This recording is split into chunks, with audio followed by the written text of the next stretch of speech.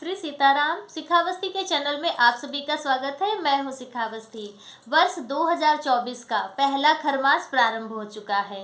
खरमास 14 मार्च से प्रारंभ होकर 13 अप्रैल तक चलेगा।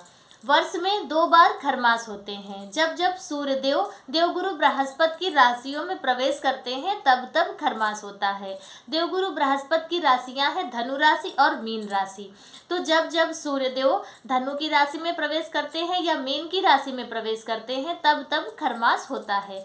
खरमास एक ज्योतिषीय गणना है। ज्योतिष शास्त्र के अनुसार इसकी गणना होती है। तो जब जब खरमास होता है तो दोनों ग्रह जो मुख्य ग्रह होते हैं सूर्यदेव और देवगुरु बृहस्पति, इन दोनों का एक साथ होने से इन दोनों का जो तेज है वह कम हो जाता है। इसी कारण से खरमास में कोई भी शुभ और मांगलिक कार्य करना वर्जित होता है, क्योंकि इन दोनों ग्रहों का शुभ होना बहुत आवश्यक होता है कोई भी शुभ कार्य करने में, कोई भी मांगलिक कार्य करने में। इसी कारण से खरमास के महीने में कोई भी शुभ कार्य नहीं किए जाते हैं। तो जब जब यह खरमास होता है तब तब हमें क्या करना चाहिए और क्या नहीं करना चाहिए। तो चलिए आज के वीडियो में हम यह जानते हैं कि खरमास में हमें कौन से कार्य करने हैं, कौन से कार्य नहीं करने हैं।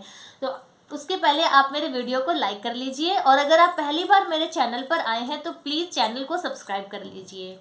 खरमास के दिनों में हमें क्या नहीं करना चाहिए। तो खरमास के दिनों में कोई भी शुभ कार्य नहीं करने चाहिए। जैसे कि आप भवन निर्माण करना, जैसे आपको घर बनवाना है उसका नींव पूजन नहीं कर सकते हैं, भूमि पूजन नहीं कर सकते हैं, नए घर में गृह प्रवेश नहीं कर सकते हैं। आपको कोई प्रॉपर्टी खरीदनी है, मकान या वाहन खरीदना है, वह भी आप इस खरमास के महीने में नहीं कर सकते हैं। कोई आप नया व्यापार प्रारंभ करना चाहते हैं वह भी नहीं करना चाहिए। शादी ब्याह जैसे शुभ कार्य हैं, जैसे सगाई है या लड़का लड़की देखने का कार्य भी नहीं करना चाहिए, क्योंकि आप जब देखेंगे तो रिश्ता पक्का होता है और रिश्ता खरमास के महीने में नहीं पक्का करना चाहिए। इसलिए यह भी खरमास के महीने में करने से बचना चाहिए, नहीं करना चाहिए। उसी तरह से है कि जैसे सुहागिन स्त्रियां हैं तो उनका सौभाग्य की चीज़ें हैं, सिंदूर है, बिंदी है, महावर है, यह सब नया लाकर नहीं प्रयोग में लेना चाहिए।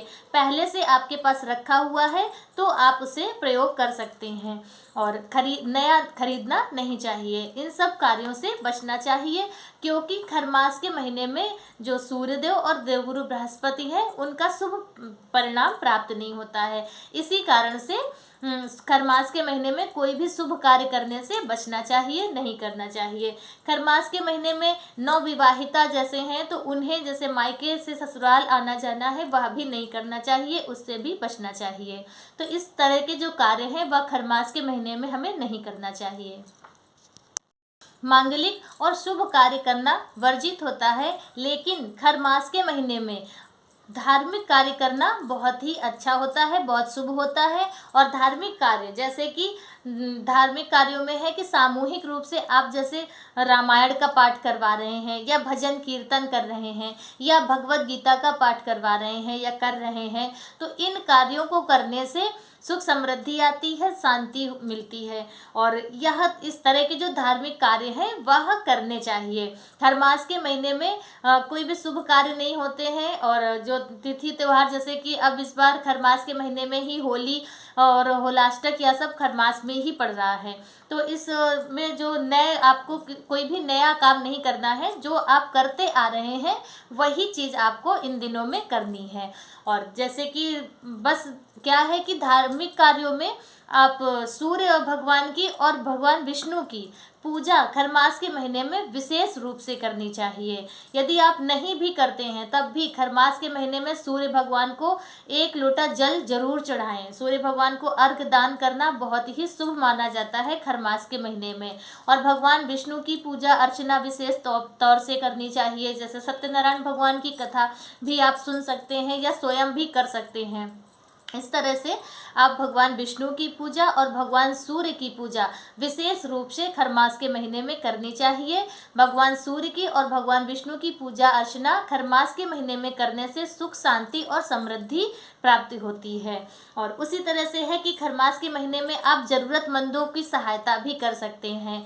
खरमास के महीने में धार्मिक कार्य और दान पुण्य बहुत करना चाहिए, क्योंकि दान पुण्य करने से भी पुण्यों की प्राप्ति होती है और हमारे पापों का शमन होता है, पापों जो हमारे पाप हैं वह नष्ट होते हैं। तो इस तरह से आप खरमास के महीने को धार्मिक कार्यों को करके आप अपने पुण्यों की बढ़ोतरी कर सकते हैं, और जो शुभ कार्य हैं वह आपको स्थगित कर देने चाहिए, नहीं करने चाहिए, क्योंकि यह शुभ कार्य बहुत बड़े कार्य होते हैं और इनका आपको अच्छा परिणाम प्राप्त हो, उनसे आपको लाभ प्राप्त हो, इसलिए अच्छे कार्य अच्छे दिनों में ही करने चाहिए। आज का वीडियो मेरा बस इतना ही। मेरा वीडियो आप सभी को कैसा लगा प्लीज़ कमेंट करके ज़रूर बताएं। कुछ नहीं तो वीडियो में श्री सीताराम जरूर लिखा कीजिए। और तब तक के लिए श्री सीताराम।